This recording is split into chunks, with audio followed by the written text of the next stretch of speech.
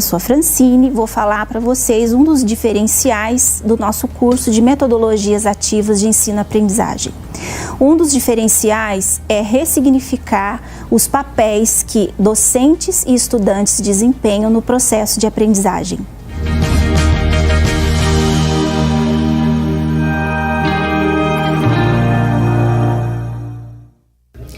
Olá, tudo bem? Eu sou Jéssica Duarte, consultora comercial da Unifelb dos cursos de pós-graduação, extensão e livres.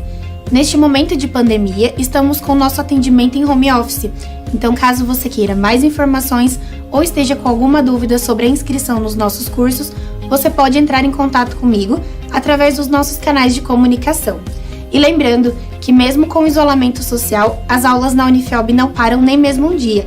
Venha se qualificar conosco.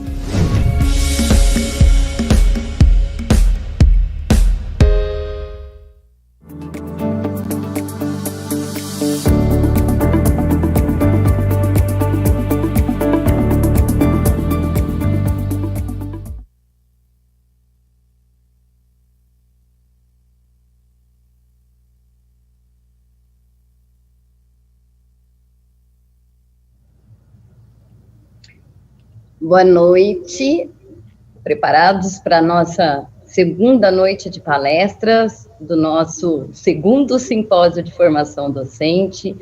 É um prazer estar aqui novamente com vocês e muito feliz pela noite de ontem. Eu realmente vivi uma emoção muito grande e acho que vocês também, né? Espero que vocês também. Bem, dando continuidade ao nosso simpósio, eu quero apresentar, né, a palestrante de hoje, mas antes de apresentar a nossa palestrante e antes de iniciarmos a nossa conversa sobre o tema de hoje, eu queria fazer uma apresentação oficial da nossa tradutora, das nossas, né? Mas vou fazer da primeira tradutora de Libras do nosso evento. Com vocês,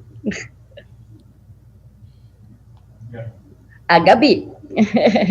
Essa gente é a Gabriela. O nome dela é Gabriela Custódio Manquim. Ela é professora de apoio da educação básica da rede municipal da Prefeitura de São João da Boa Vista. Ela é pós-graduada em educação especial e inclusiva, pós-graduada em educação especial com ênfase em Libras. Ela também tem outra pós-graduação em Libras e em psicopedagogia institucional e também uma outra pós-graduação em surdo e cegueira. A Gabriela, ela é, além de especialista em Libras, tradutora, como vocês estão podendo assistir conosco, e é um prazer imenso tê-la aqui, viu, Gabi? De coração, muito obrigada pela sua participação, e você teve muitos elogios na noite passada, então, que você fique conosco aí, vários eventos e vários simpósios, para que a gente tenha sempre esse prazer de ter uma tradução tão bonita como foi a de ontem. Eu estou olhando ela fazer a linguagem e eu fico encantada de assistir. Eu falei para elas que eu fico assistindo, quando passa na TV, eu não olho a cena, eu fico olhando para elas, porque eu acho um trabalho excepcional. Bem, o tema de hoje é um tema muito importante, não é? Como educadores e como professores. O que está acontecendo com os nossos jovens e que cuidado nós temos que ter com as nossas crianças e os nossos jovens diante, né, dessa situação de educação digital, de pandemia, de isolamento. E para falarmos um pouquinho sobre este tema, para falarmos um pouquinho deste cuidado que temos que ter com as questões socioemocionais dessas crianças, eu trago para a noite de hoje a professora Carolina De Filipe. Bem, vamos apresentá-la. Além de ser uma grande amiga, né, uma pessoa que a gente já tem aqui no coração da família Unifeob, ela já tem quase crachá, viu, gente? Ela é graduada, acreditem, olha só, ela é graduada em Ciências Jurídicas, né, pela PUC de Campinas, ela é pós-graduada em Direito pela Salesiano e mestre em Educação também pela Salesiano. Atualmente, esse rosto delicado aí é advogada criminalista e coordenadora geral do ProOrdem, que é um curso voltado para advogados. Mas o mais interessante da Carol é que, além de ela ser especializada em direito penal, ela se apaixonou pela educação e seguiu uma carreira paralela à de advogada criminalista para estudar educação. E hoje ela trabalha basicamente com a questão dos nativos digitais. Professora Carolina, seja muito bem-vinda à Unifeob, à nossa casa, que já é a sua casa, e que a gente tenha uma noite maravilhosa. Boa noite. Boa noite, Patrícia, boa noite a todos aqui presentes.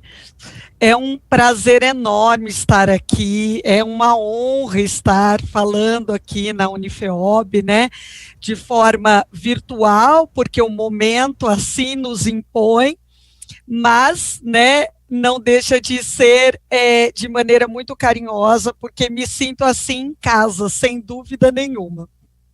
Muito obrigada pelo convite, pela oportunidade de falar desse tema tão importante, porque é exatamente isso, né? Há muitos anos, eu tenho 18 anos de advocacia criminal, e quando eu fiz o meu mestrado em educação, e o meu objeto de pesquisa foi essa ideia de pesquisar os nativos digitais, eu passei, então, a unir essas duas coisas. A questão que eu vivo na prática, todos os dias, da advocacia criminal e o que eu vejo acontecendo nesse mundo que é bastante cruel, né?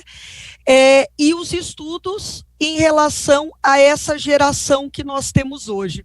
E quando a gente fala de preparar os nossos jovens em relação às competências socioemocionais para esse mundo digital, é para preveni-los e, principalmente, em tudo que nós pudermos fazer como educadores para protegê-los dos perigos que a gente tem, que os ronda aí nesse mundo digital. E a maioria das coisas se intensificou durante a pandemia, porque nós ficamos muito mais expostos às telas, né?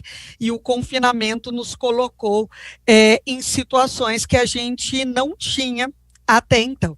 Então, é um pouco sobre isso que eu quero conversar com vocês, provocar aqui uma reflexão, sem dúvida, né? Somos todos educadores, eu sou professora, estou na sala de aula todos os dias, eu dou aula na Faculdade de Direito, e que a gente possa aí trocar, né, essas experiências, porque nós somos todos educadores no dia a dia, né? Então, de antemão, muito obrigada mais uma vez pelo convite, e eu vou partilhar aqui com vocês a minha tela para colocar uma apresentação para que a gente possa ir conversando, ok? Tudo bem? Tá?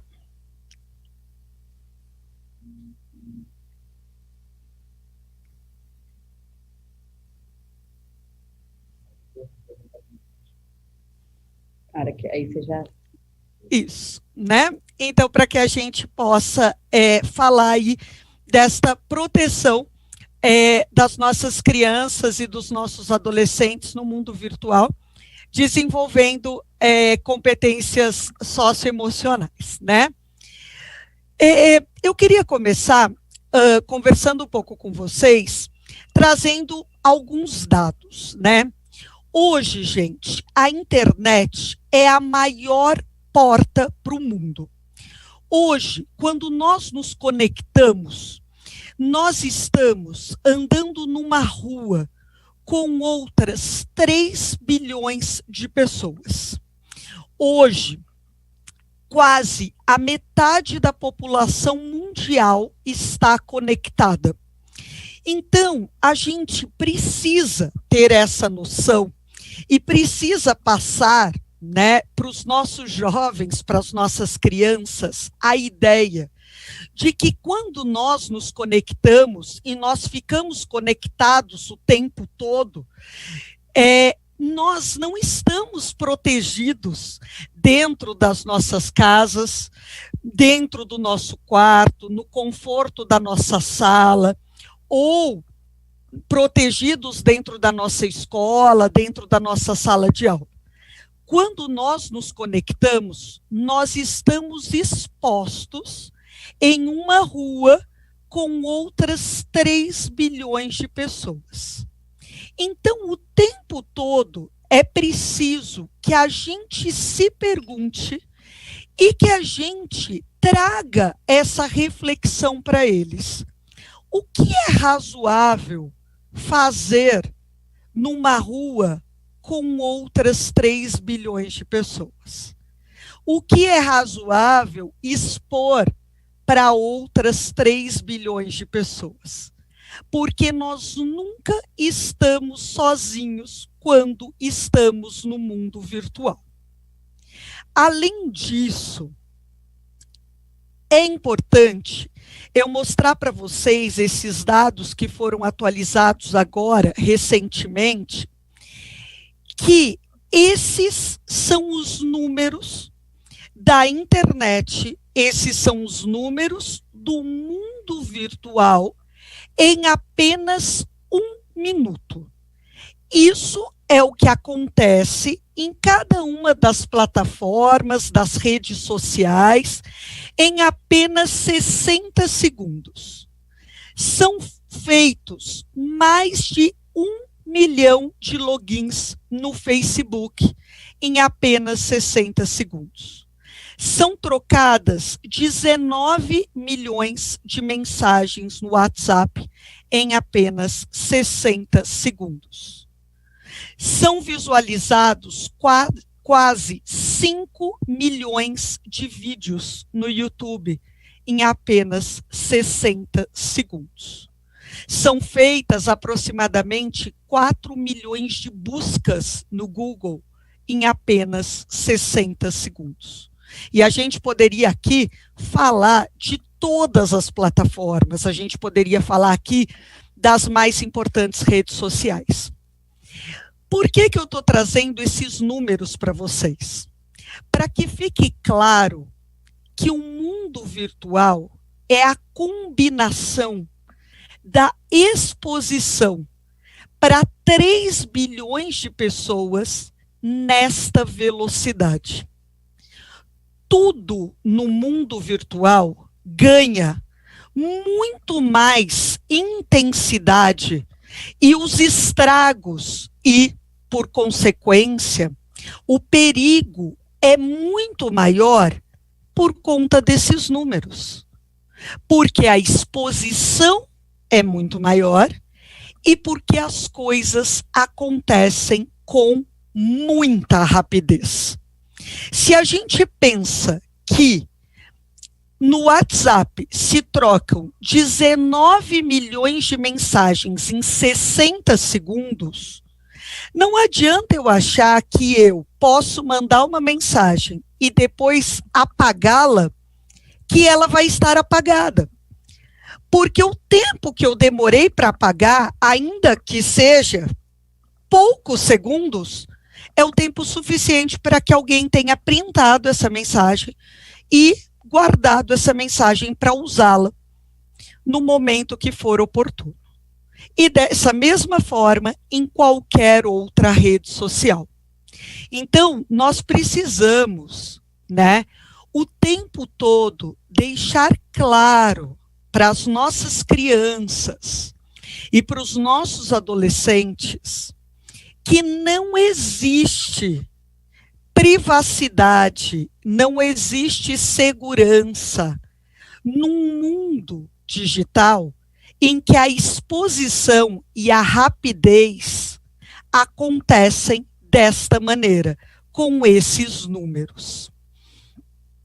E a gente precisa partir desta verdade, né, que foi trazida por Don Tapscott, que é um estudioso dessa geração, em um dos primeiros livros que chama A Hora da Geração Digital, que ele escreveu depois de uma grande pesquisa que ele fez, e que ele, uma das afirmações que ele faz nessa pesquisa, que ele traz nesse livro, é esta afirmação aqui, que ele diz assim: é a primeira vez na história que uma geração sucessora tem mais informação que uma geração antecessora.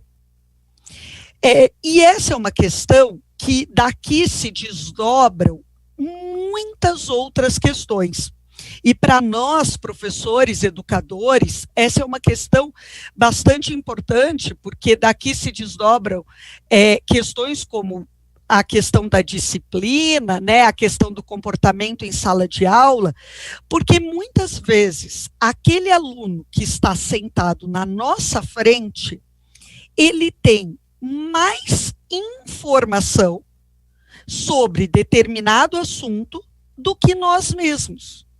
Porque eles muitas vezes, têm mais tempo que nós. E eles vivem fuçando, assistindo vídeos, e navegando na internet, buscando as coisas. É claro, gente, vejam bem, que eu estou falando de informação, eu não estou falando de conhecimento. Mas neste contexto, aqui da nossa conversa de hoje, eu estou usando esta frase para dizer o seguinte: é uma geração que tem mais informação que a sua antecessora. Mas é só informação. E criá-los, sabendo desta verdade, está causando uma confusão na cabecinha deles. Explico. Hoje, nós olhamos para uma criança de 3 anos e essa criança pega um tablet, pega um celular e ela abre aplicativo, fecha aplicativo, sem que ninguém nunca tenha ensinado isso para ela. Nunca ninguém sentou com ela e falou assim: olha, para você jogar esse joguinho, você tem que clicar aqui. Depois você clica aqui. Ninguém nunca falou isso para ela. Mas ela sabe fazer.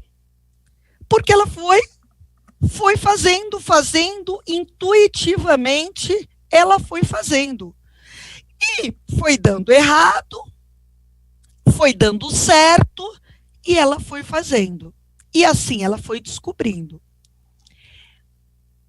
E a gente olha para essa criança e diz assim para ela: como você é esperta, como você é inteligente.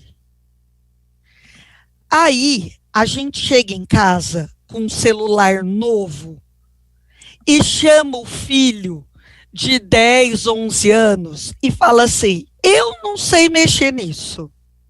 Toma aqui esse celular novo e me entrega quando você tiver passado todos os contatos para ele. E aí diz para ele: como você é esperto, como você é inteligente. E diz isso para os alunos, né? Quando eles trazem uma coisa nova, surpreendente, quando eles nos mostram um conhecimento da tecnologia que a gente nem imaginava. E tudo isso é verdade. Tudo isso é verdade. Porque eles são nativos digitais. Eles não têm medo de se embrenhar nesse mundo.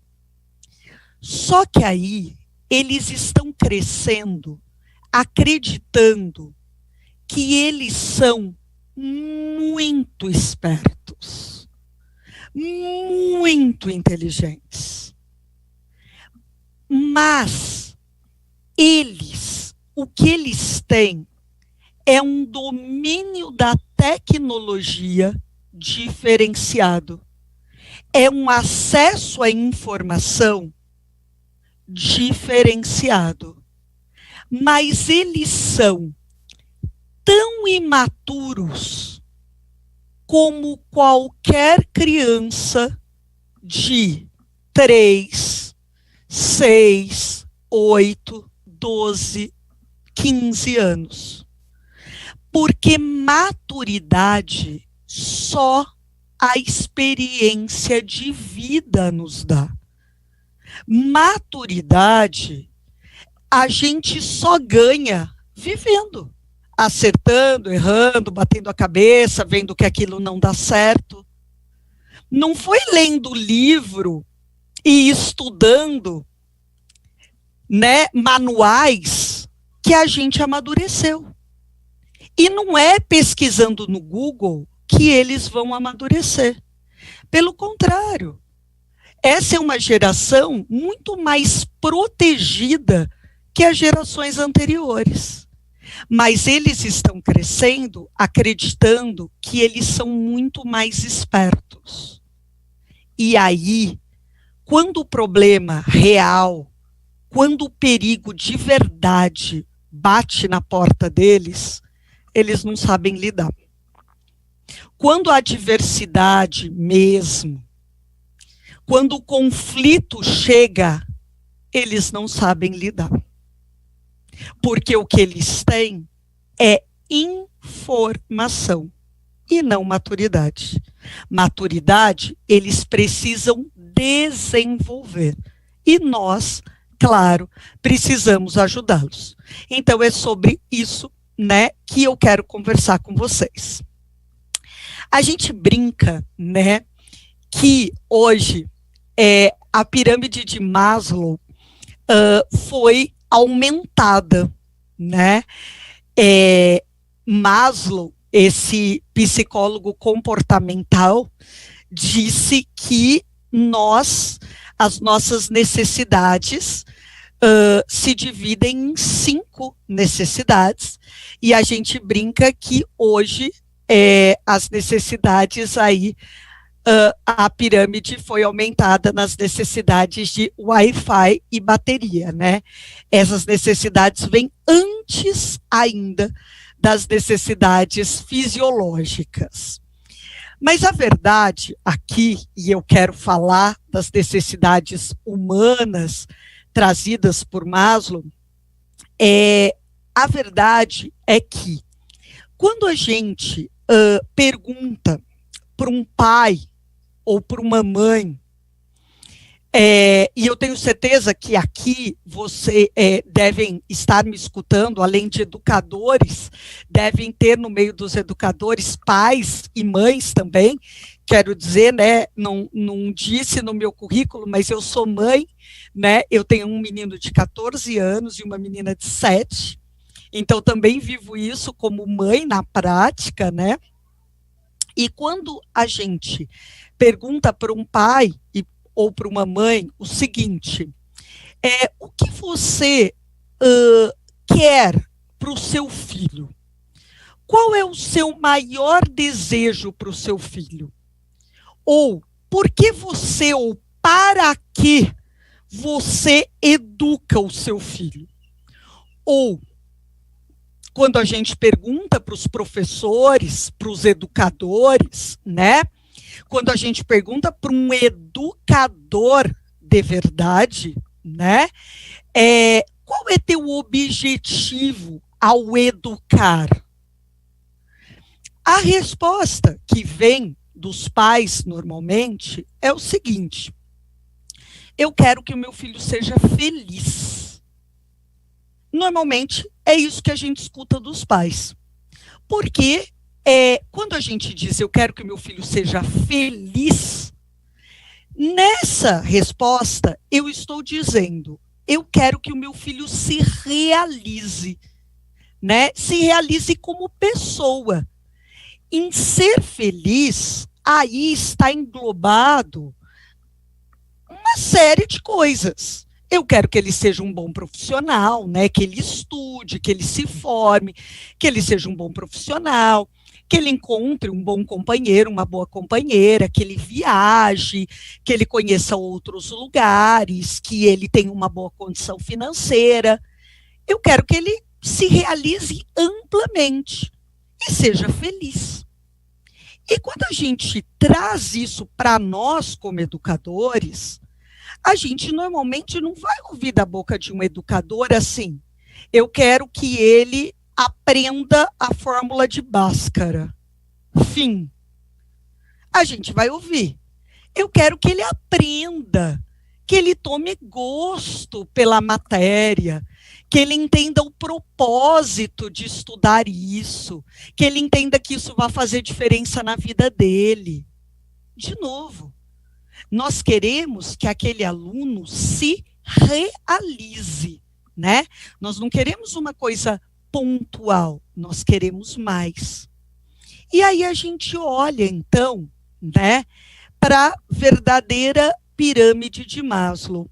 Maslow, como esse psicólogo comportamental, que é bastante usado no marketing, na administração, mas tem tudo a ver aqui com a nossa conversa, ele dizia o seguinte, o ser humano tem 5 necessidades que podem ser hierarquizadas em forma de uma pirâmide. Então, nós temos, na base da pirâmide, as nossas necessidades fisiológicas, necessidades de sobrevivência. Nós temos a necessidade de comer, de beber água, de respirar, de dormir, né? Essa é a primeira necessidade que o ser humano busca, é a necessidade de sobreviver. Em seguida, vem a necessidade de segurança. Nós queremos nos sentir, nós buscamos sempre nos sentir seguros. Seguros fisicamente e seguros psicologicamente. A gente sempre vai buscar essa segurança. É uma questão assim bem simples para mostrar isso, é você perceber que as pessoas às vezes estão andando na rua, por exemplo, no centro da cidade, e começa a chuviscar, as pessoas correm para se proteger embaixo de toldos. Mesmo a gente conscientemente sabendo que são pinguinhos de água e que aquilo não vai fazer nada. Mas nós temos essa busca imediata pela segurança, né? Nosso instinto grita por essa busca pela segurança. Em seguida, a gente tem uma busca de pertencimento. Nós somos seres sociais e a gente quer pertencer a um grupo. Então, nós precisamos ser aceitos. E isso é muito forte em algumas fases da vida, como, por exemplo, na adolescência. E os adolescentes são capazes de loucuras para satisfazer essa necessidade, para serem aceitos naquele grupo. E aqui a gente percebe, né, hoje nós estamos aqui virtualmente, então talvez tenha sido mais fácil tomar a decisão de se inscrever para essa palestra, para esse, né, para esse ciclo aqui de aperfeiçoamento e entrar de casa. Mas se fosse presencial, talvez eu ligaria para minha amiga e diria: eu só vou se você for. Vamos comigo? Eu não quero chegar sozinha. Eu vou te esperar lá na porta para a gente entrar junto, então. Porque a gente tem essa necessidade de pertencimento. A gente se sente deslocado, né, quando está sozinho. Em seguida, vem a necessidade de estima. E aqui nós temos a estima, tanto a questão da estima dos outros, a necessidade de se sentir amado, de se sentir querido, quanto a necessidade de desenvolver a autoestima. E, por fim, no topo da pirâmide, a necessidade de realização. A única necessidade que não pode ser totalmente suprida, porque a gente pode sempre se realizar mais e mais e buscar mais. Por que eu estou falando isso? Né? A troco do que nós estamos conversando sobre isso?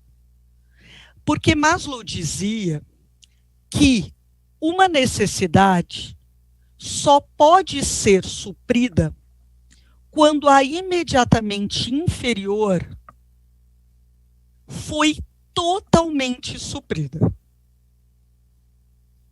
Não dá para falar em segurança com alguém que passa fome, passa frio. Não dá para falar em afeto com alguém que não se sente pertencente. Não dá para falar em autoestima com alguém que não se sente seguro nem pertencente. E por que eu estou dizendo isso?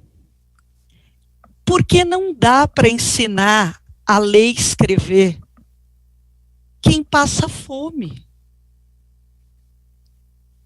Não dá para ensinar e para querer que passe no vestibular quem sofre violência doméstica dentro de casa ou alienação parental.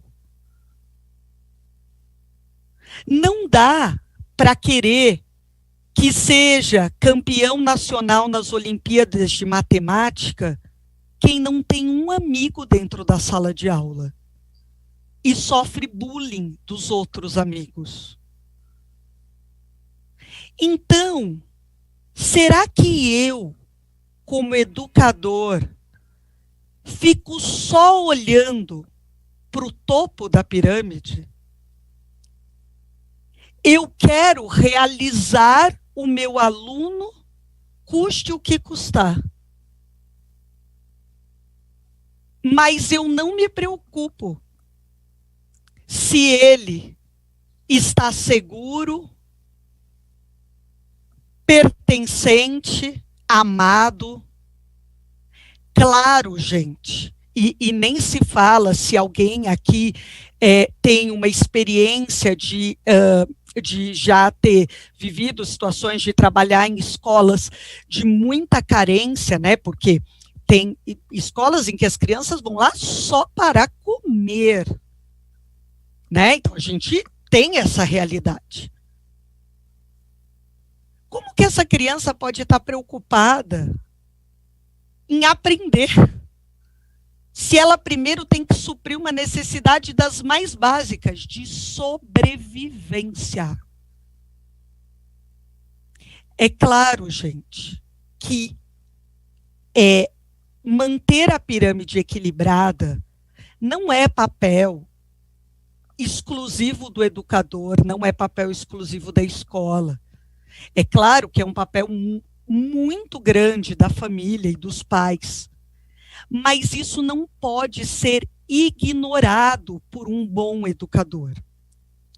Quando um bom educador consegue perceber um furo na pirâmide, ele consegue consertar ou ajudar a consertar esse furo para chegar no topo. Então, é disso, né? É olhar para a pirâmide como um todo, é disso que a gente precisa falar para falar de desenvolvimento de competências socioemocionais. Se nós queremos proteger os nossos adolescentes, e eu vou mostrar alguns casos aqui para vocês, casos famosos, para falar para vocês da realidade, né, que eu vivo no dia a dia, para dizer, quando a gente olha no jornal e fala, mas como que esse pessoal está nessa?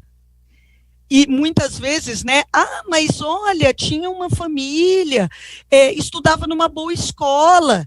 É porque as pessoas estavam olhando só para o topo da pirâmide. Então, né, o mundo digital é ferramenta. É a mesma ferramenta que aproxima as pessoas, que faz com que as famílias possam se conectar. É a ferramenta que nos salvou nessa pandemia, que fez com que a gente pudesse continuar trabalhando, que as escolas, né, pudessem continuar funcionando. Essa é a mesma ferramenta que separa, é a mesma ferramenta que segrega, é a mesma ferramenta que desune as famílias, é a mesma ferramenta que promove o crime. Porque a internet, as redes sociais são só ferramentas que podem ser usadas para o bem ou para o mal, dependendo de como a gente orienta quem usa. E aqui eu deixei uma reflexão do professor Cortella, com quem eu tive a honra de dividir o palco, nós fizemos uma palestra juntos, e essa reflexão diz respeito aos pais, mas não deixa de ter a ver com a gente, quando ele diz que prioridade não tem plural. Quem tem prioridades não tem prioridade. Então ele diz, o pai ou a mãe alega não ter 1 hora por dia para dedicar ao filho. E se um menino cair no mundo das drogas? Quanto tempo será necessário dedicar para libertá-lo dessa condição? Por isso, a grande pergunta é, qual é a sua prioridade? E essa é a minha primeira provocação, né? Qual é a sua prioridade como educador? Qual é a sua prioridade? O mundo é muito complexo e está cada vez mais complexo. E eu quero falar para vocês do perigo real envolvendo o mundo, então, o mundo virtual, né? Um levantamento do Centro Brasileiro de Estudos Latino-Americanos, né, mostrou até o início desse ano que o número de homicídios contra jovens cresceu 346%, né? Um crescimento gigantesco, tá certo? Gigantesco, né? Um mapa da violência, né, que foi traçado de 1980 até 2018 e foi depois divulgado em 2019, né, diz o quanto se aumentou a questão da violência física, da negligência e abandono e da violência sexual em relação às crianças e os adolescentes. E saiu uma pesquisa sexta-feira passada dizendo que se aumentou consideravelmente o número todo mundo está falando disso, né, mas saiu em números, aumentou consideravelmente o número de violência doméstica, né, durante a pandemia, porque as pessoas confinadas, o estresse maior, a questão do desemprego, a questão da falta de dinheiro, então tudo isso contribuiu ainda mais para esse aumento, né. Uma pesquisa feita com mais de 100 mil professores, né, dentro dessa organização, e diretores de escola do ensino fundamental, colocou o Brasil no ranking de violência, colocou o Brasil no topo do ranking de violência dentro das escolas, envolvendo jovens entre 11 e 16 anos. O Brasil está no topo da violência dentro das escolas. Então, envolvendo os jovens, né? Em relação ao suicídio, esse mês eu fiz várias palestras, como nós estamos no Setembro Amarelo, né, eu fiz várias palestras de prevenção ao suicídio. Semana que vem vou fazer mais uma, na quinta-feira. E que a gente não perca de vista, né, que no Brasil, né, no mundo, nós temos 800 mil mortes por suicídio por ano, entre a faixa etária de 15 e 29 anos. E os dados mostram aqui, né, que no Brasil, entre 15 e 19 anos, nós tivemos 722 mortes. O que mostram, no último ano, né, o que mostram um recorde, né, de mortes nesse sentido. O suicídio é a segunda causa de morte entre jovens no mundo. Segunda causa de mortes entre jovens no mundo. O suicídio, gente, mata mais do que arma de fogo. A primeira causa é o trânsito. O segundo é o suicídio. E também, durante a pandemia, aumentou-se muito os casos de mutilação, né? Jovens que se cortam por conta da depressão. E no mundo virtual, vocês se lembram daquele caso de Suzano, em que 2 meninos invadiram uma escola e fizeram mortos, né, alunos e vários feridos. E quando o nome desses meninos foram divulgados, em suas redes sociais, pipocaram comentários desse tipo, né? Grifei só alguns aqui, só a título de exemplo, né? Fez 9 kills e morreu para o gás, mas mesmo assim fez história. Muito bom, amigo, que apareçam mais como você. Ninguém sabe o real motivo pelo que o garoto fez, mas bullying pode transformar as pessoas em monstros. Não julgo, pois eu faria a mesma coisa se eu tivesse uma arma e uns explosivos. Aí aqui o outro diz assim: descanse em paz, irmão. Tenho raiva de tu porque não me chamou para matar o resto. A internet deu voz para essas pessoas. A internet reuniu essas pessoas. Esses meninos compraram a arma que eles usaram e as roupas, e pegaram dicas na Deep Web, uma camada, né, mais profunda da internet.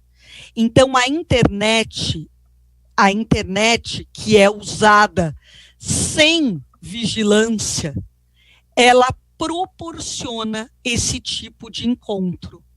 Esse tipo de encontro aqui, em que a polícia, em Goiás, desfez um grupo que tinha 18 mil seguidores. E eles estavam combinando um suicídio coletivo. Entre as mensagens, tinham coisas, como vocês podem ver, do tipo: hoje, se Deus quiser, acontece um suicídio coletivo.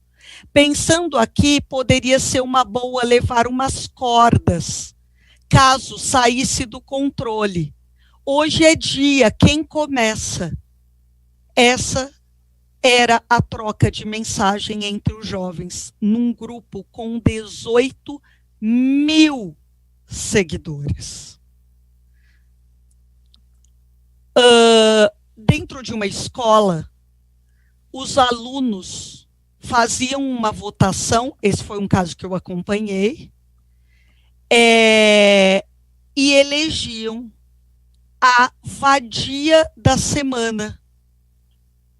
E aí todo mundo votava para eleger quem seria a vadia da semana. E a menina, então, né, foi eleita a vadia da semana, e ela fala para um amigo, então, que ela quer morrer. Que ela quer morrer porque ela foi eleita a vadia da semana, e aí todo mundo só falava nisso. E aí foi que os pais pegaram essa mensagem e descobriram que isso acontecia todas as semanas. Uma menina era eleita a vadia da semana. Há grupos no Instagram que ficam arrumando os meios de burlar o sistema para postar incentivos à anorexia. Essa menina, ela tem 39 centímetros de cintura. E as outras ficam dizendo, ai, que lindo, quantos centímetros você tem? E aí, esses são alguns exemplos de grupos que elas fazem em que uma incentiva a outra a não comer. Então, uma diz, o que você comeu? Eu tomei 4 xícaras de chá e 4 bolachas integrais. Eu tive uma compulsão. Mas amanhã vai ser diferente. Amanhã é nada o dia inteiro. Isso aí, força. Hoje eu vacilei, caí em tentação. Não, mas força. Tem que comer pouca caloria, não pode ultrapassar 500 calorias. E todos nós aqui sabemos que a anorexia mata. E as jovens estão em grupos incentivando esse tipo de coisa.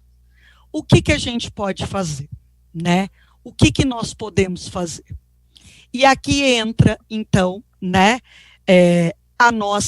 o desenvolvimento de competências socioemocionais. Para gerenciar emoções, alcançar objetivos, demonstrar empatias, principalmente para criar relações sociais positivas e fazer com que esses jovens tomem decisões de forma responsáveis. Porque nem pais e nem educadores estarão 100% do tempo dentro do bolso deles. E a exposição estará com eles o tempo todo, né? E as coisas a que eles são expostas e são chamadas são cada vez maiores. Então, é desenvolvendo competências socioemocionais que nós podemos protegê-los. Quais são as competências socioemocionais essenciais? A gente aqui poderia falar de várias, não existe uma lista exaustiva, né?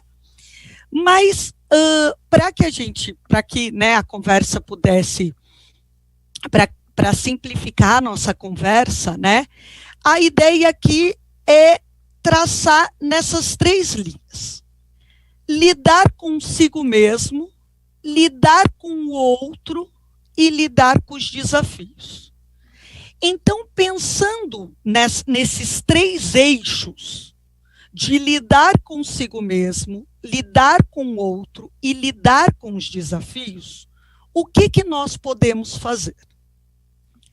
Primeira coisa, desenvolver nessas crianças e nesses jovens empatia.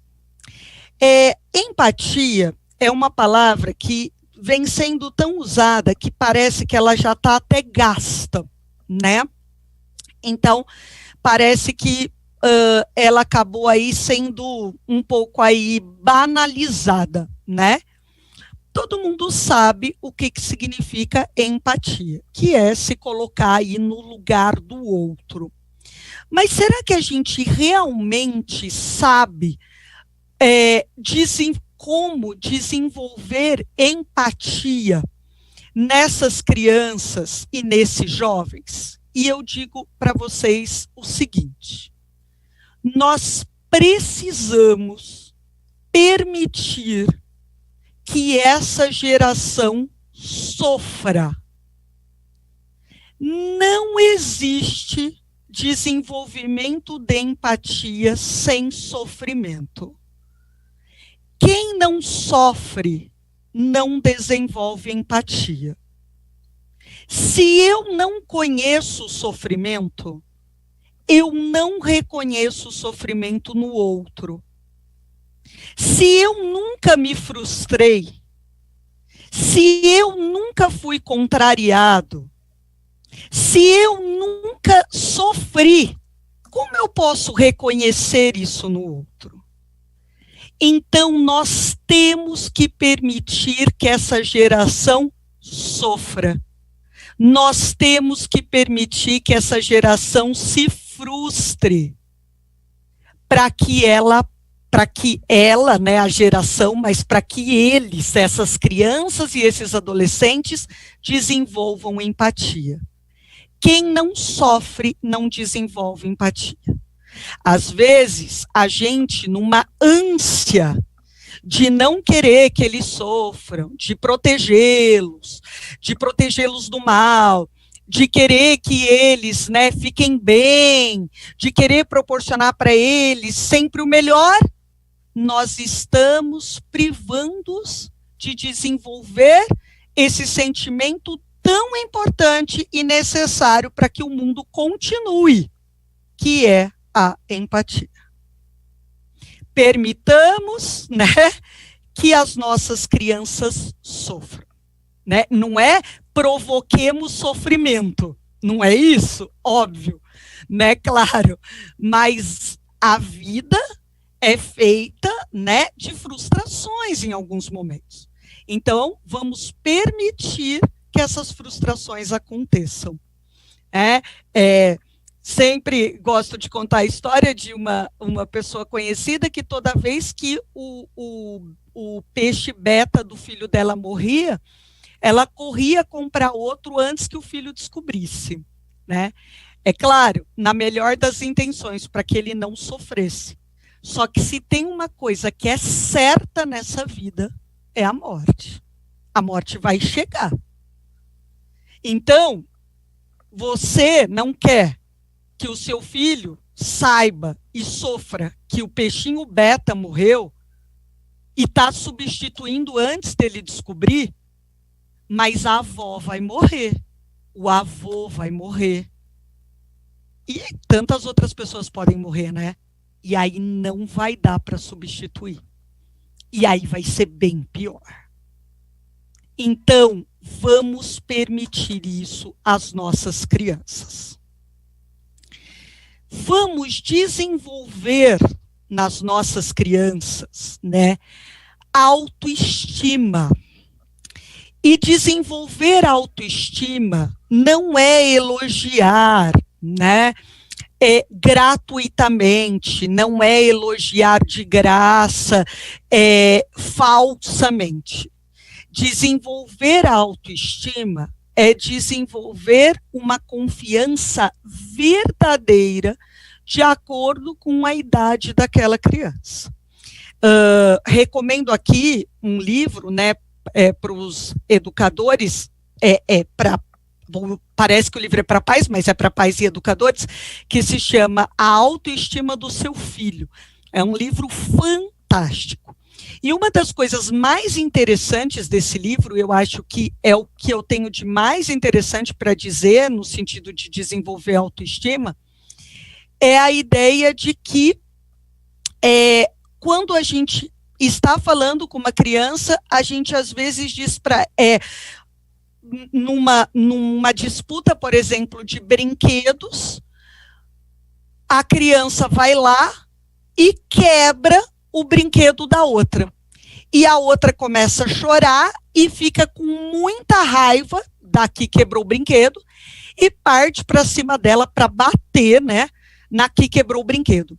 E a gente tira a outra criança e diz para ela assim: você não pode fazer isso, você não pode bater no seu amigo, você não pode ter raiva do seu amigo, ele é seu amigo, você não pode sentir isso, não tenha raiva do seu amiguinho, vai ficar tudo bem. Não, para.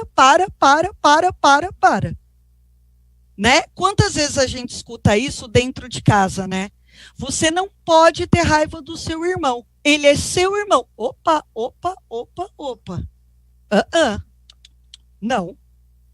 Você não pode bater no seu amigo. Ter raiva pode sim. Claro que pode. Pô, ele quebrou teu brinquedo. Claro que pode ter raiva. Pode ter ódio. Tá certo? Pode ter raiva do irmão também. Pode ter raiva da mãe, do pai. Pode ter raiva.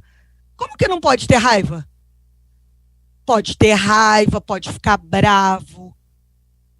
Agora, o que nós vamos fazer com esse sentimento? Bater no outro não pode. Sair quebrando as coisas não pode. Bater em mim não pode. Então, desenvolver a autoestima não é tolir os sentimentos. É ensinar o que fazer com esses sentimentos. Quando a gente vai tolhindo esses sentimentos, a gente vai cortando essa autoestima. E aí nós vamos chegar lá na frente com um adolescente problemático, um adulto problemático, né? O mundo pede que a gente desenvolva ética, né, nas nossas crianças e nos nossos adolescentes, e que a gente trabalhe isso o tempo todo, né? Que a gente trabalhe isso mostrando que a ética não é algo relativo, que não é algo que é negociável, que não é algo que depende se os outros estão fazendo ou não. Ah, mas está todo mundo fazendo, então eu posso fazer também. Não. Que ética é o que a gente faz mesmo quando ninguém está olhando. Então, que a gente mostre que isso é algo que vem de dentro, né? E, principalmente, que a gente faça isso com exemplos. Porque aqui é clichê, né? Mas eu vou falar mesmo assim. Aqui, a palavra convence, mas o exemplo arrasta. Então, não adianta a gente dizer que as crianças precisam ser éticas e não podem pegar as coisas dos outros e levar para passar na sala de aula um DVD pirata. Então, ética, é uma só, vale para tudo. Quem não é fiel nas pequenas coisas, não é nas grandes. Então, a gente precisa se policiar também o tempo todo e cuidar disso o tempo todo. Uma outra questão importante, e eu estou dando uma acelerada, viu, gente, que eu sei que eu estou aqui passando da hora, né? Uma questão importante aqui é a questão do desenvolvimento da paciência. Como essa geração precisa aprender a desenvolver a paciência, né? Como eles não sabem esperar. E por que eles não sabem esperar? Porque eles são uma geração de muitos estímulos e fica mais difícil esperar, né? A paciência é a chave para todos os problemas que não dependem de você. E a gente lida com isso o tempo todo, desde a espera num restaurante até um problema gravíssimo da sua vida. Então, quem não tem paciência sofre, e sofre muito. Agora, a minha reflexão com vocês é o seguinte: será que nós não estamos muitas vezes contribuindo para que eles não desenvolvam essa paciência? Porque, às vezes, nós mesmos, a gente propõe uma atividade para a criança, e aí, quando dá a hora de terminar aquela atividade, nós já estamos assim, vamos, acabou, vamos guardar, terminou, vamos, e a gente já está pondo aquela criança nessa agitação o tempo todo. Então, nós precisamos também estabelecer esses momentos de, olha, daqui 10 minutos nós vamos guardar, 5 minutos para guardar tudo, chegou a hora, vamos guardar. E aí a gente começa a estabelecer esses limites para que ela vá devagar, né, estabelecendo essa ideia de paciência. Você vai esperar 1 minuto, agora você vai esperar 3 minutos e ir crescendo com isso, para que essa tolerância vá aumentando. As coisas não acontecem de uma hora para outra. E desenvolver, né, sempre que possível, o autoconhecimento. Essa é uma geração que está acostumada com as coisas customizadas. Então, toda vez que a gente puder permitir que eles participem do processo, permitam, né? Então, permitam, né, toda vez que for possível, que eles olhem para si mesmos, para se conhecerem melhor, para ver se aquilo é bom para eles, se eles gostam, se eles têm alguma experiência em relação àquilo que vai acontecer, se eles querem contar alguma coisa em relação àquilo, porque o desenvolvimento desse autoconhecimento vai trazer, né, emoções, e o controle dessas emoções vai ajudar no desenvolvimento de todas as outras coisas. E, né, desenvolver a questão da responsabilidade pessoal. Fazer com que essas crianças e esses adolescentes se perguntem mais como e não por quê. Então, que eles parem, né, de perguntar assim, mas por que eu? Por que comigo? Por que agora? Por que tem que ser assim? E perguntem, como eu vou fazer isso? Como eu vou fazer para resolver? Como nós vamos fazer? Como você pode me ajudar? E chamar a responsabilidade para si. O mundo precisa mais de pessoas com responsabilidade pessoal, de pessoas que não fiquem pondo a responsabilidade dos seus problemas nos outros. Eu adoro essa frase, né? Qual é a responsabilidade na desordem da qual a sua responsabilidade na desordem da qual você se queixa, né? A única pessoa que você pode mudar no mundo é você mesmo. Então, para de reclamar. Muda você, né? É isso que a gente tem que pôr na cabeça dessas crianças o mais cedo possível, tá? E, né, não dá para deixar de falar para educadores no desenvolvimento da autonomia. Vamos criar adultos autônomos, né? Paulo Freire dizia, né, que a autonomia é a capacidade e a liberdade de construir e reconstruir o que lhe é ensinado. Imaginem, né, que maravilha a gente ser livre para reconstruir o que nos é ensinado. Nós temos, né, quando nós somos autônomos para isso, é porque a gente chegou, né, num nível muito grande. E eu tenho uma verdadeira paixão por Maria Montessori, né?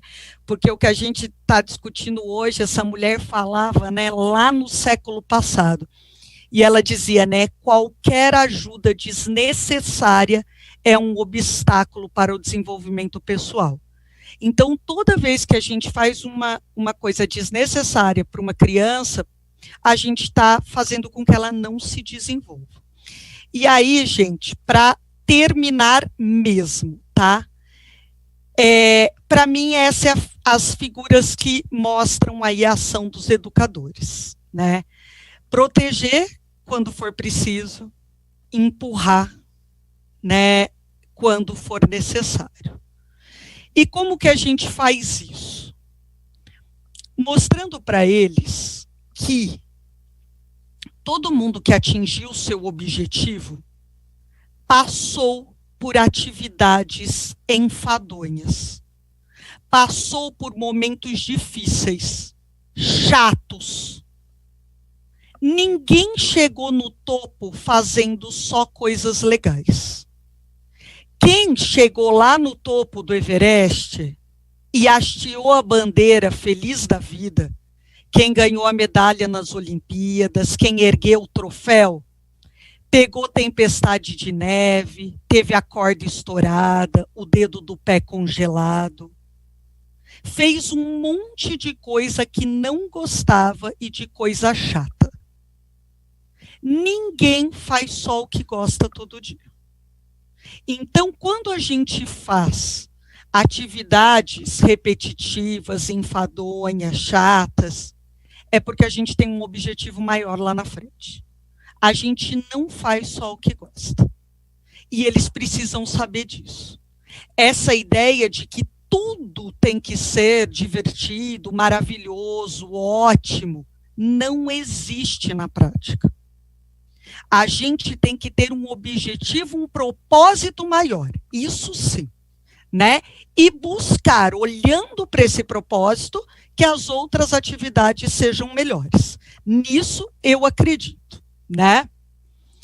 Vamos ensiná-los que não se pode haver desejo sem esforço, porque os desejos deles não são direitos.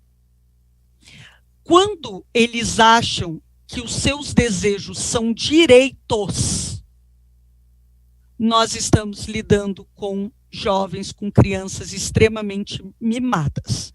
E às vezes não são só os pais, não, são os educadores que fazem isso também.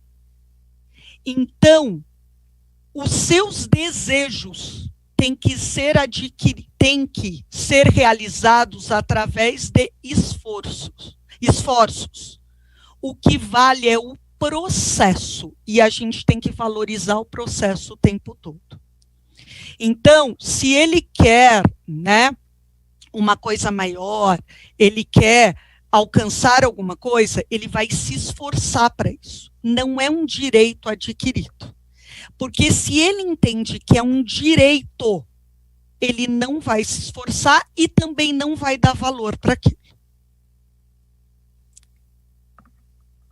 Nosso jovem, gente, nossas crianças, elas imploram por limites. Imploram. Limites são tão necessários quanto o ar que nós respiramos. E aí, eu gosto de falar aqui, né, numa perspectiva, eu brinco, né, meio mussarela, meio calabresa, é uma perspectiva meio criminalista, meio educadora, né, que tem 3 pontos nos limites que são inegociáveis. As outras coisas dá para conversar, porque não é toda briga que nós vamos comprar. E nós não estamos lá no meio do século XIX, com a palmatória na mão. Não é isso. Mas, e aqui outra frase do Cortella, né? Ele está falando da família, mas eu trago isso para a escola. A família e a escola não são uma democracia. Democracia é onde todo mundo tem direitos e deveres iguais. Na família e na escola, nós não temos deveres iguais e não temos direitos iguais. Há quem manda e há quem obedece. E tem gente que fica chocado com isso, dizendo, nossa, mas você está sendo autoritária. Eu não estou sendo autoritária, porque a ideia de mandar e obedecer é a ideia de disciplina, de limite, e não de autoritarismo. Por isso eu estou dizendo, o que são esses limites? 3 coisas não se negociam: ética, segurança e saúde. Então é o seguinte, você pegou a borracha do seu amigo, você vai devolver. Fim. Não tem negociação, não tem conversa, não tem vamos ver, vamos conversar com outra pessoa. Não tem. Está errado. Você tomou para si coisa alheia móvel. Não é seu, é dele. Está errado. Você vai devolver e fim. Não é negociável, certo? Você quer subir, a criança quer subir no topo do castelo do parquinho.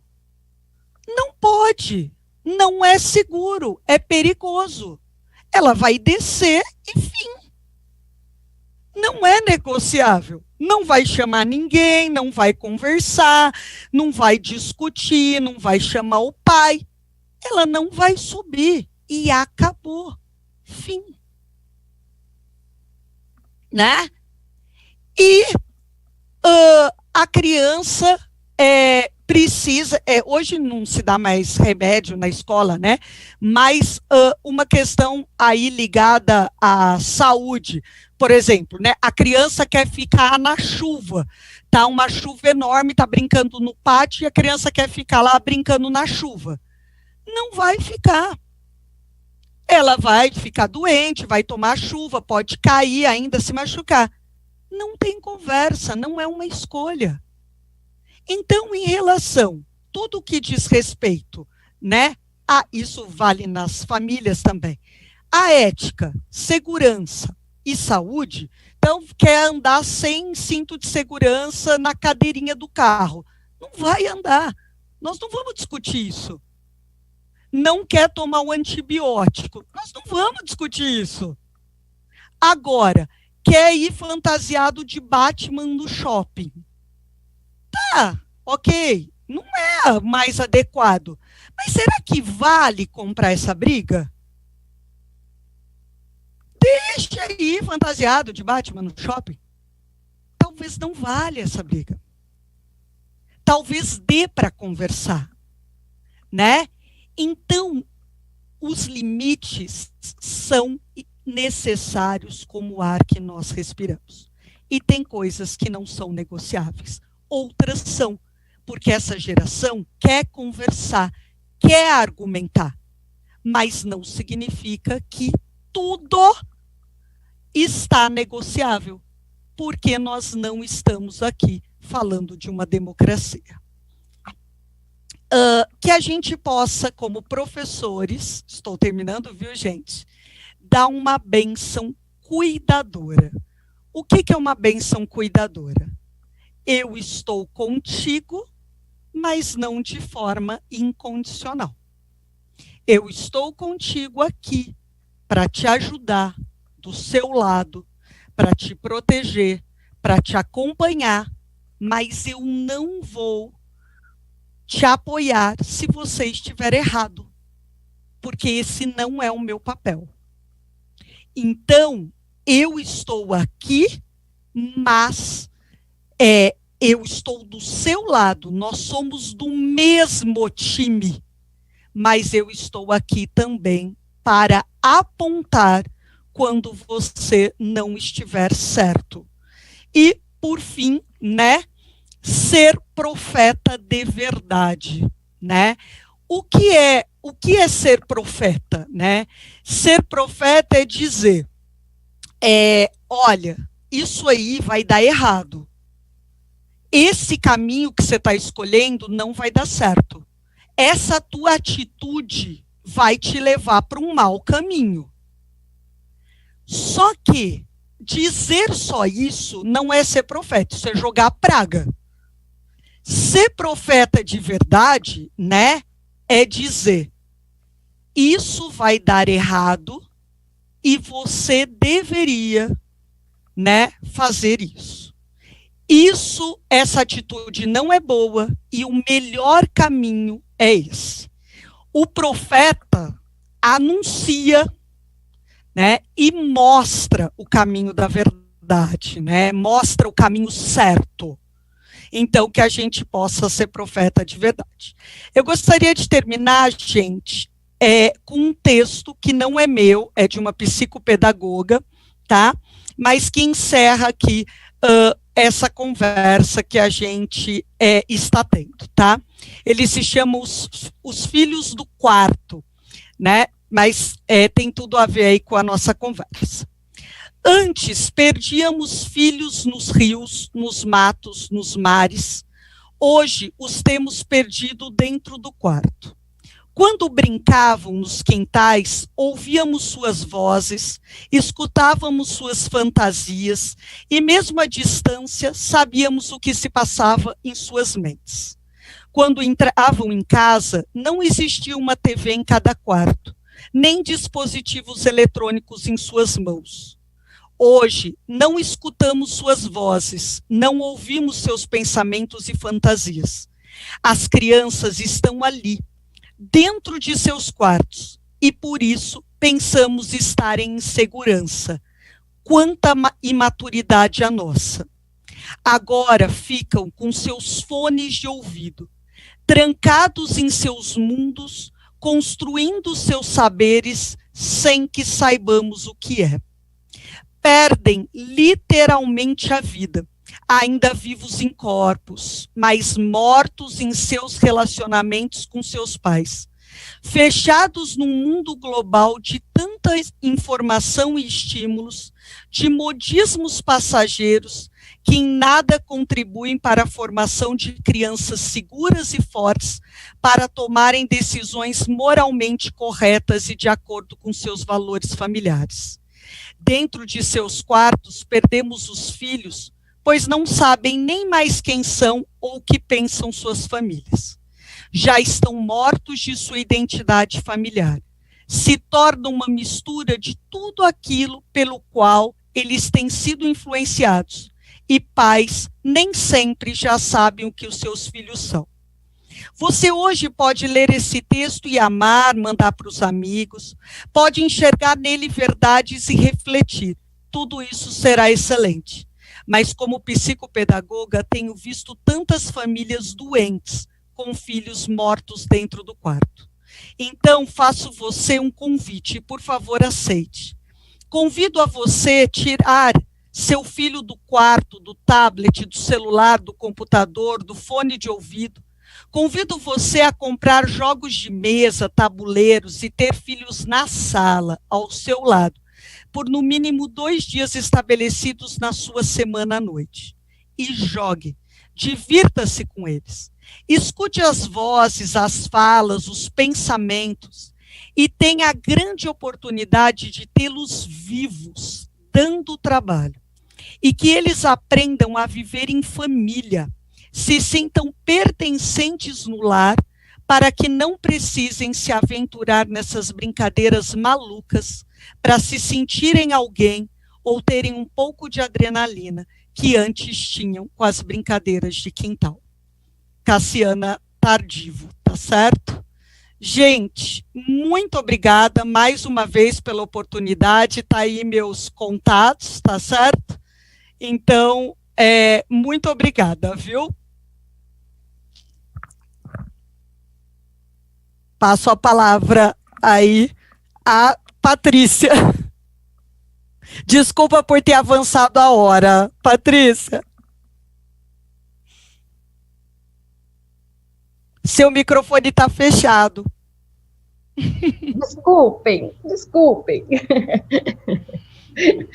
Questões tecnológicas. Isso. Você não tem que pedir desculpas nenhuma, a sua fala foi excelente, que delícia que é ouvir. E para parafrasear a psicopedagoga, que essa noite tenha passado, né, tenha sido falado muitas coisas interessantes e que fizeram os nossos professores, pais, alunos, né, refletirem, mas que eles pratiquem, que eles pensem e exerçam essa prática, exerçam essa construção socioemocional, né? Porque eu vejo muito discurso e pouca ação. Eu vejo muito discurso dentro da academia e pouca ação. Eu vejo muito discurso nas escolas e pouca ação. Vejo muito discurso nas famílias e pouca ação.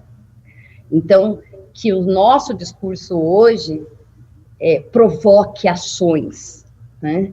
E eu fui anotando uma série de pontos da sua fala que eu preciso unir, porque eu conheço um pouquinho do público que está aqui nos assistindo, e vale muito a pena chamar a atenção de vocês para algumas questões, né? Uma coisa que vem chamando muito a nossa atenção no ensino superior, né?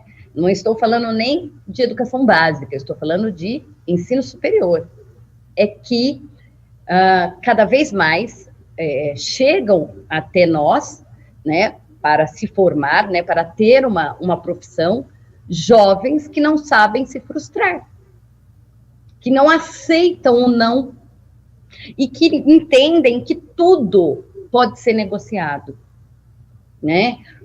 Para tudo tem que ter um jeito, para tudo eu posso ser flexível, né?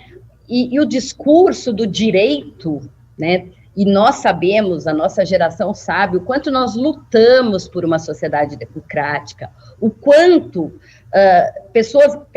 centenas de pessoas morreram para que nós, né, tivéssemos uma democracia, mas é uma democracia social, política, mas nas relações humanas, né, não é a democracia que define a relação interpessoal, né? As relações interpessoais são feitas de direitos e deveres, né, diferentes. Eu amei quando você colocou essa questão dos pais, que vale a questão da escola, né? A escola, ela tem uma série de deveres para com os seus estudantes, para com suas crianças, seus jovens, né? E aí, quando eles não encontram esse respeito, então é muito comum, quando o professor não encontra esse respeito, né, a sua autoridade legítima, né? Porque o professor, ele tem uma autoridade legítima, né? Mas quando ele não encontra eco, quando ele não encontra essa relação de legitimidade, né? Ele reclama, ele se revolta, ele se indigna, né? E aí você coloca outra frase que é para bater assim, ó, né? Aquele tapa na nossa cara como educador, né? Que responsabilidade é a minha em mudar essa realidade, né? Será que ficar na sala dos professores reclamando vai mudar essa relação? E fora da escola, né? Como eu sou como ser humano? Então, a tecnologia, inclusive essa relação digital, trouxe ela escancarou algumas realidades, né? Que eu não vou colocar aqui em questão, mas vou colocar uma questão de ética. A questão ética, que eu concordo, né? Assim como não existe uma série de direitos no plural, né? A ética, ela é uma só. Não existe éticas aqui, éticas lá, éticas acolá, né? Ela existe ética, né? E aí, como que você, professor, tá, vivenciando esta ética, que horas que você deixa isso de lado para ganhar algum proveito, para passar por cima de algumas regras, mas aqui pode. E eu estou falando isso por causa da educação e do ensino remoto que a pandemia provocou, né? Expor, né, a sua capacidade profissional diante da câmera. O estudante ter a autonomia e a autorresponsabilidade de acompanhar esse aprendizado, esse exercício, essa nova realidade educacional. São tantas questões que vieram à tona e que você trouxe com muita sabedoria todos esses pontos, né, que eu espero realmente que a gente possa não só refletir, mas praticar e se autovigiar, né? Eu quero finalizar, né, a minha fala com a sua frase, né? Nem tudo é legal de fazer, mas a gente faz, porque a gente tem um objetivo lá na frente. E desejos não são direitos. Que delícia isso, né? A gente está num mundo em que as pessoas ensinam essas crianças a falar eu quero, eu posso. Não. Nem tudo que a gente quer, a gente pode. Nem tudo que a gente pode, a gente quer fazer. Então, essa liberdade, essa autonomia e autorresponsabilidade sobre as nossas ações tem que ser a nossa bandeira principal, né? Aprender pela experiência, pelo exemplo, e não pelo discurso. Pessoal, alguma pergunta aqui no nosso chat? Alguém quer fazer alguma pergunta, professora Carol? Quer fazer alguma fala? Por favor, interajam aqui. Está todo mundo pensando ou já está agindo já?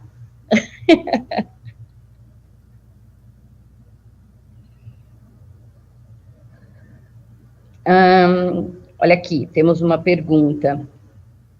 O direito nos garante a inegociabilidade da ética, segurança e saúde, ou nos respaldamos apenas no senso de responsabilidade? Eu acho que a pergunta é, o direito como Constituição deve ser, né? Ele nos garante a inegociabilidade da segurança, da saúde, da educação, isso são direitos, né? E não nos respaldamos apenas no senso de responsabilidade. Acho que é isso, né? Quem colocou? O Eduardo Santos.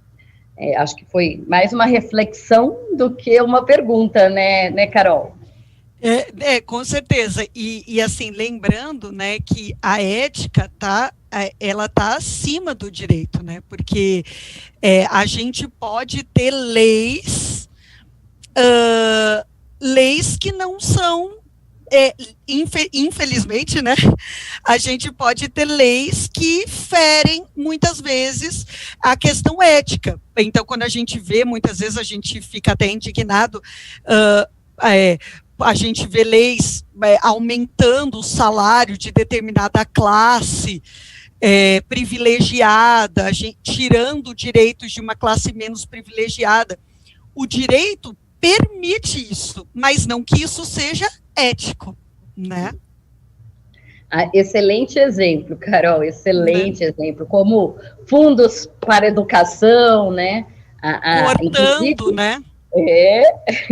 Inclusive, essa é uma questão importante, que é a questão de entendimento que lei, né, É algo que a gente luta para que ele se transforme, para que essa legislação se altere, para que ela seja mais ética, né?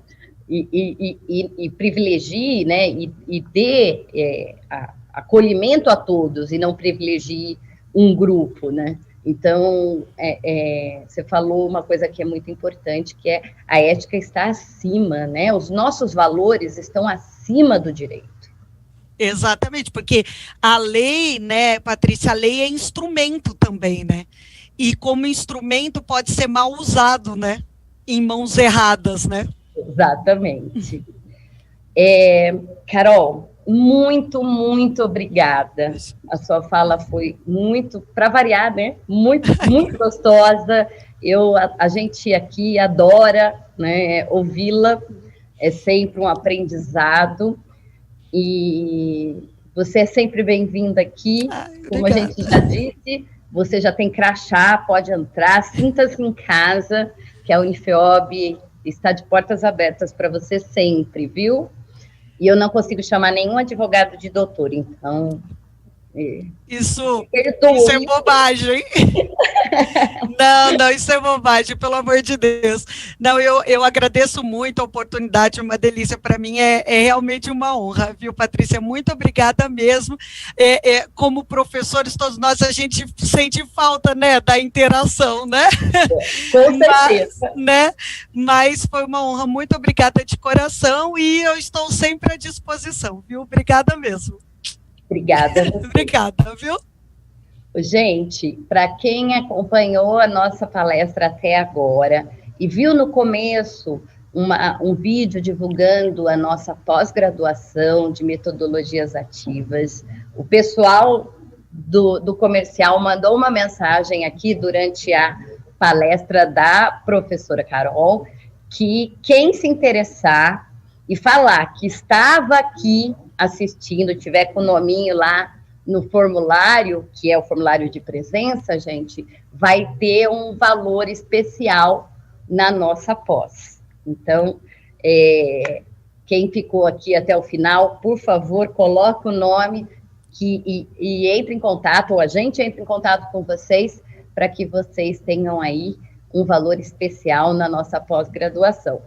E para o ano que vem temos outros cursos na área de educação e de pós, e que a gente consiga trazer todos vocês para cá, aqui para a nossa instituição, seja presencialmente ou seja assim, virtualmente. Muito obrigada, boa noite, até amanhã. Lembrem-se, as oficinas acontecem às 17h30 e vocês receberão o link amanhã para a oficina de amanhã, tá ok? Muito obrigada, Carol. Boa noite. Quem está aí me fazendo Libras agora é a Vivi. Vivi, beijos imensos. Boa noite, bom descanso, gente. Obrigada.